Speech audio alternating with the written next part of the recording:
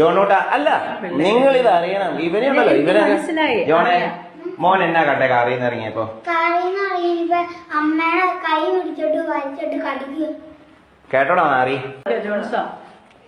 എന്താ ചെയ്ത് ഈ ഇടയ്ക്ക് ഒരു ഞങ്ങളുടെ കുടുംബത്തിൽ നാറ്റിക്കുന്നത് മാത്രമേ എനിക്ക് പറയാം. ഞങ്ങൾക്ക് കുടുംബം ഇല്ലേ മാഡം? അല്ല ഉണ്ട്, അതുകൊണ്ടാണ് എന്റെ ഇവളുടെ പോയ മാനത്തിന് എന്നാ വില?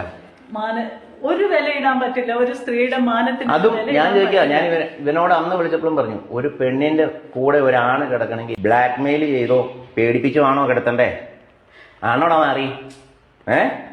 ബ്ലാക്ക് മെയിൽ ചെയ്തോ അവളുടെ അവസരം മുതലെടുത്തോ ബ്ലാക്ക് മെയിൽ ചെയ്താണോ അവളെ ഇത് ചെയ്യേണ്ടത്?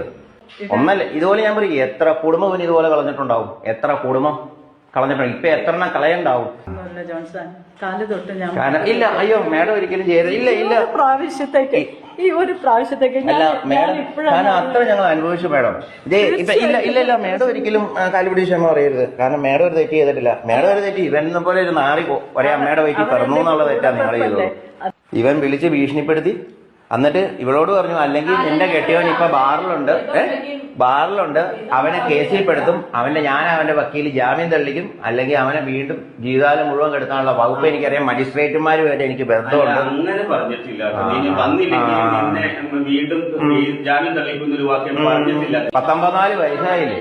വേണ്ട, നിനക്ക് ഇത്ര കുത്തക്കിഴപ്പാണ് ഇവിടെ തായവളി. നിനക്ക് 1000-2000 രൂപ വേശ്യകൾ ഇഷ്ടം പോലെ ഉണ്ട്.